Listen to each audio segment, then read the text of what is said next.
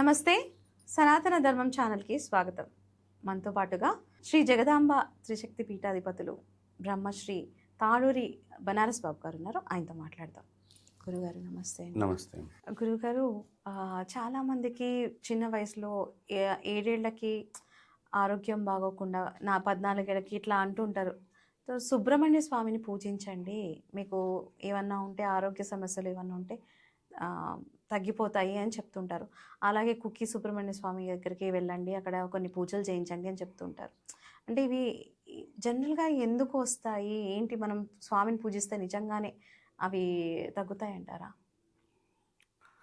సుబ్రహ్మణ్యేశ్వర స్వామి వారు ప్రపంచాన్ని రక్షించడానికి పుట్టినటువంటి అవతారాల్లో ఒక అవతారం సుబ్రహ్మణ్యేశ్వర స్వామి వారు.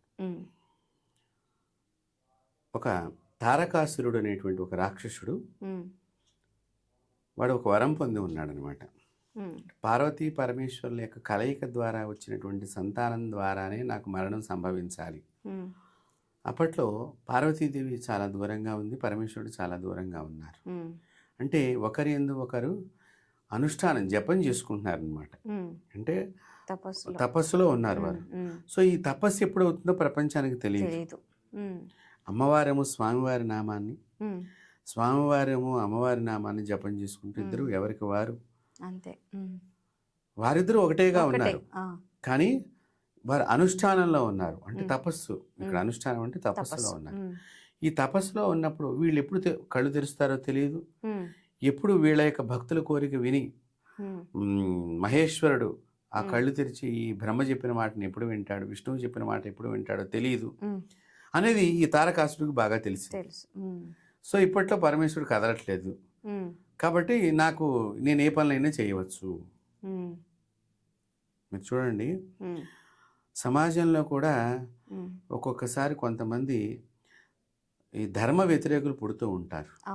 ఈ పుట్టినప్పుడు ధర్మ నాశనాన్ని చేసేటువంటి వాళ్ళు కొంతమంది, పరధర్మాన్ని నాశనం చేసేటువంటి వాళ్ళు కొంతమంది, వీళ్ళు మా హవా నడుస్తోంది అని అనుకుంటూ ఉంటారు. కానీ ఈ హవా నడిచినంతసేపే అని ఎంతకాలం అనేది వీడికి తెలియదు. ఒక్కసారి దాన్ని సంహరించేవాడు వచ్చాడు అనుకోండి, ఇన్ని రోజులు ఉన్నటువంటి కిరీటం అంతా ఎక్కడికి వెళ్ళిపోతుందో తెలియదు. శివుడు మూడో కన్ను తెరిచి. కానీ ధర్మ వ్యతిరేకులు అందరూ కూడా ఇది గమనించుకోవాలి. ప్రస్తుతం ఈ ధర్మాన్ని, భారతీయ ధర్మాన్ని నాశనం చేద్దాం అనుకున్న వాళ్ళు కానీ, భారతీయ సనాతన ధర్మాన్ని నాశనం చేద్దాం అనుకున్న వాళ్ళకి ఈ కథ ముఖ్యంగా ఉపయుక్తం అవుతుంది. పరమేశ్వరుడు తలుచుకున్న ఒక క్షణం ఈ అధర్మాత్ములందరూ కూడా నాశనం అయిపోతారు. కాబట్టి ఇక్కడ ఈ యొక్క తారకాసురుడు యొక్క మరణానికి ఉత్పత్తి కావాలంటే వాళ్ళిద్దరు కలయిక జరగాలి అంటే స్వామివారినే నేను వివాహం చేసుకోవాలి, ఇంకా స్వామివారి తప్ప నాకు వేరే వారు వద్దు అని పార్వతి జగదంబ మరుజన్మ ఎత్తినటువంటి పార్వతీదేవి, హైమవతిగా మారినటువంటి పార్వతీదేవి లక్షల సంవత్సరాలు జపానికి కూర్చుంది ఆవిడ. అంటే మళ్ళీ దీనిలో ఎక్కడా కూడా అడ్డుపడకూడదు. అంటే గతంలో దక్షయజ్ఞం దగ్గర ఒక ఇన్సిడెంట్ జరిగింది. అంటే తండ్రే తన భర్తకు అవమానం చేశాడు. ఇప్పుడు అట్లా జరగటానికి వీల్లేదు. ఆవిడ కోరిక అది. సో పరమేశ్వరుడు కూడా ఆవిడ కోరిక నెరవేరాలని ఆయన కూడా అమ్మవారికి దగ్గర అవ్వాలి. నా పార్వతి అనవసరంగా యజ్ఞంలో పడిపోయి తన శరీరాన్ని దహింపజేసుకుంది, ఇప్పుడు నేను చేసుకునేటువంటి పార్వతి అలాంటిది కాకూడదు. సో ఒకరికొకరు చాలా అన్యోన్యమైనటువంటి. అందుకనే ఎవరైనా పెద్ద దంపతులు కనిపించినప్పుడు శివపార్వతుల్లా ఉన్నారు అని అంటారు. కారణం అదే, మరి ఆది దంపతులు అంటాం మనం, మీరు గమనిస్తే. కాబట్టి ఇది ఇక్కడ అంత ముఖ్యం. అంటే అనాదిగా ఉన్నటువంటి బంధం వాళ్ళది. ఈ సృష్టి ఆరంభం నుంచి ఉన్నది పార్వతీ పరమేశ్వరుల బంధం. అలాంటి బంధన అయినటువంటిదని ఇప్పుడు మరీ గట్టిగా పడితే కానీ తారకాసురుడు అనేటువంటి దుర్మార్గమైనటువంటి ఏడిపించేటువంటి వాడి మరణానికి ఉత్పత్తి ప్రారంభంగా కదా. వాడికి ఎంజాయ్ మోడ్లో ఉన్నాడు తారకాసుడు. వీళ్ళిద్దరు కలవరు అని, కలుస్తారో కలవరో వీడికి తెలియదు. అహంకారం ఉన్నప్పుడు ఏమవుతుందమ్మా, ఆలోచన తర్వాత నాకు ఆలోచన ఉన్నది అనేటువంటి వాళ్ళు కూడా ఎక్కడో చోట ఒక పొరపాటు పని చేసే పెడతాడు. మీరు గమనించండి. అదే పోలీసు వాళ్ళు కూడా చూడండి, ఈ దొంగలు పట్టుకునే దానిలో ఎక్కడో ఒక గుళ్ళు దొరుకుతుంది వాళ్ళకి. ఎంత నువ్వు జాగ్రత్త పడ్డా ఒకటి నీది భగవంతుడు అక్కడ ఉంచేటట్టుగా తప్పు తప్పు చేసేవాడి యొక్క కాంటాక్ట్ అక్కడ వదిలేసి పెడతాడు. అదే భగవత్ శక్తి. కాబట్టి అలాంటి భగవత్ శక్తి ఇప్పుడు ఈ తారకాసురుడు సంహరించడానికి ఉత్పత్తి అయినటువంటిది ఏదైతే శక్తి ఉన్నదో పార్వతీ పరమేశ్వరుల కలయిక ద్వారా అతడే ఈ యొక్క సుబ్రహ్మణ్యేశ్వర స్వామి. ఆయనకి 6 ముఖములు కలిగినటువంటి వాడు షణ్ముఖుడు అని పేరు. 6 తల్లులు ఆయన్ని ఒక దర్భల గడ్డి మధ్య పెంచారటమ్మ. అందులో 6 తల్లులు కూడా అంటే ఇక్కడ ఏమిటి పరమేశ్వరుడిది ఇదంతా శక్తి, అమ్మవారి యొక్క శక్తుల్ని అక్కడ పంపించాడు. పంపించి 6 అక్కడ మనకి జాగ్రత్త చేసి ఈ పిండాన్ని ఆ రాక్షసుడి సంహారానికి ఉపయోగించేటట్టుగా ఆయన స్వయంగా ఈ సుబ్రహ్మణ్యేశ్వర స్వామి సృష్టించడం జరిగింది. అలాంటి సుబ్రహ్మణ్యేశ్వర స్వామి ఈ పిల్లలకి ప్రధానమైనటువంటి దేవుడిగా మనం చెప్పవచ్చు. కారణం ఏమిటి అంటే సహజంగా పిల్లలు పుట్టంగానే మీరు బాగా చూడండి, తల్లిదండ్రులు పిల్లల్ని పిలుస్తూ ఉంటారు. చిన్న పిల్లవాడిని కన్న, బుజ్జి ఇంట్లో అంటూ ఉంటారు. వాళ్ళు ఆ భాష అర్థం ఎట్లా అవుతోంది చెప్పండి? అది ఆ భావం ఎలా అర్థమవుతోంది అంటే వాళ్ళు అలవాటు చేసుకుంటున్నారు, వాళ్ళకి వాళ్ళు. మీరు అలవాటు చేసుకుంటున్నారని మీరు అంటున్నారు, కానీ భగవంతుడు అక్కడ ఉన్నాడనేది మీరు సంగ్రహించుకోవట్లేదు. సో ఎప్పుడైతే ఈ పిల్లవాడిలో ఉండే భగవత్ శక్తి ఇక్కడ పక్కనే, ఇక్కడ పిల్లవాడు ఉన్నాడు ఇట్లాగా, ఇక్కడ అమ్మ నిలబడే ఉన్నది. ఈ అమ్మ బుజ్జి, కన్న, చిన్న, నాన్న, తండ్రి అని ఇట్లా పేరుతో పిలుస్తున్నప్పుడు వాడు అలా కళ్ళు పెట్టి నవ్వుతూ అలాగే ఆ తల్లి వంక చూస్తే ఇక్కడ శక్తి ఇద్దరు కూడా కలయిక అవుతుంది. తల్లి బిడ్డ శక్తి కలుగుతుంది. కొంతమంది అలా చూస్తూ ఉంటారు కానీ ఆన్సర్స్ ఏమీ ఉండవు. ఈ శిశువు దగ్గర నుంచి ఏమి ఆన్సర్స్ ఉండవు. అప్పుడు ఈ తల్లి ఏమిటి ఒకరోజు అబ్జర్వ్ చేస్తుంది, వీడేంటో చిన్నపిల్ల ఇంకా అర్థం కావట్లేదమ్మా నా భాష అని రకరకాలుగా ప్రయత్నం చేస్తూ ఉంటుంది. చేస్తున్నప్పుడు అర్థం కానప్పుడు వీడికి ఏదో డెఫ్ అండ్ డమ్ సమస్య ఉన్నదా, అవును అంటే వారికి అర్థం వినిపించటం లేదా, వినికిడి లోపం ఏమైనా ఉన్నదా, తర్వాత మాట్లాడలేని లోపం ఏమన్నా ఉన్నదా, మీరు బాగా గమనించండి. వీటన్నిటికీ కూడా ఈ శక్తి కావాలి. ఈ శక్తిలో ఏమైనా లోపం జరిగిందా? సో ఈ శక్తి ఇక్కడ ఒకటి జాతకరీత్యా. ఇది కాకుండా ఇతడు పుట్టుకతో ఏదైనా చెడ్డ గ్రహాల వీక్షణలో పుట్టినా లేకపోతే చెడు గ్రహాల దానిలో పుట్టినా ఇతడికి కొన్ని వ్యాధులు వస్తాయి. వాటిని బాలారిష్ట దోషాలని చెప్పి మనం చెప్తూ ఉంటాం, జ్యోతిష్య శాస్త్రజ్ఞులు చెప్తూ ఉంటారు.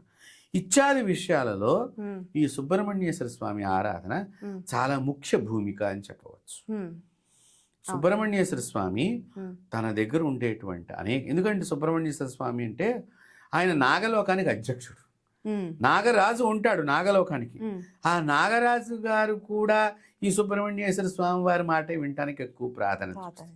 కాబట్టి అలాంటిది ఏమైనా దోషం తెచ్చుకున్నా కానీ అప్పుడు ఈ సుబ్రహ్మణ్యేశ్వర స్వామి ఆరాధన చేసినట్లయితే ఈ పిల్లవాడికి ఉండేటువంటి దోషాలు తొలగిపోతాయి. అంటే చాలా మంది వినికిడి లోపము. ఇప్పుడు ఇంకొక ప్రశ్న, నాగదోషం ఉన్నా కూడా సుబ్రహ్మణ్య స్వామికి చేయొచ్చు అంటుంటారు. చేయొచ్చు, ఎందుకంటే ఆయన ఆ లోకానికి అధ్యక్షుడు కదమ్మా. అప్పుడు పక్కకు జరపడానికి ఆయన శక్తి ఉన్నది కదా. కాబట్టి ఇప్పుడు చూడండి, మనకి కింద మినిస్టర్లు అందరూ ఉంటారు. ప్రధానమంత్రి తలుచుకుంటే ఏ పని అనేది సంతకం పెట్టేస్తారు, కింద మినిస్టర్తో సంబంధం లేదు. అవును, కానీ కింద మినిస్టర్ సంతకం పెట్టినా ప్రధానమంత్రి సంతకం పెట్టాల్సిందే కదా ఫైనల్ ఆన్సర్కి వచ్చేసరికి. కాబట్టి పై అధికారి మన దగ్గర ఉన్నప్పుడు కింద అధికారితో పెద్దగా నమస్కారం ఏంటంటే అయిపోతుంది. కానీ పై అధికారి మన చేతిలో ఉండాలంటే అదే అంటున్నా, ఈ సుబ్రహ్మణ్యేశ్వర స్వామి అయిన నాయకుడు, ఇక్కడ పామురికి కూడా నాయకుడు, సర్వ సైన్యాధ్యక్షుడు దేవతలందరికీ కూడా. కాబట్టి ఎటువంటి లోపం ఉన్నా కూడా ఇక్కడ ఏ దేవత నుంచి ఈ శిశువుకి ఏదైనా శాపగ్రస్తుడై వచ్చినా కూడా ఈ సుబ్రహ్మణ్యేశ్వర స్వామి సర్వసైన్యాధ్యక్షుడు కాబట్టి దేవతలందరికీ కూడా ఆ సైన్యాధ్యక్షుడు మాట మిగతా దేవతలు వింటారు. కాబట్టి ఈ సుబ్రహ్మణ్యేశ్వర స్వామిని ఆరాధన చేస్తే ఈ స్వామి వెళ్ళి ఆ దేవుడి దగ్గరికి వెళ్ళి, అయ్యా పలానా వారు నన్ను కొలిచారు, పలానా విషయంగా నన్ను కొలిచారు, ఈ బాధను మీరు తొలగించాలి అని చెప్పి ఆయనే మన తరఫున అక్కడ అప్లికేషన్ సెండ్ చేసే అవకాశం. అందువల్ల ఈ సుబ్రహ్మణ్యేశ్వర స్వామి ఆరాధన. అంతేకాకుండా కళ్ళకి సంబంధించిన రుగ్మతలు, చెవులకు సంబంధించిన రుగ్మతలు, ముక్కుకు సంబంధించిన రుగ్మతలు అంటారు, ఇవి చిన్నపిల్లల్లో ఎక్కువగా వస్తూ ఉంటాయి. ఎందుకంటే ఈ చిన్నపిల్లలకి రోజు తలస్నానం చేయిస్తాం మనం 1 సంవత్సరం దాకా. తర్వాత వాళ్ళకి ఊపిరి పీల్చుకోవటం వదలటంలో వారికి ఆ శ్వాస ప్రక్రియ అంత అలవాటు కాదు. భూమి మీదకి వచ్చిన కొత్త మనిషి కదమ్మా అతను.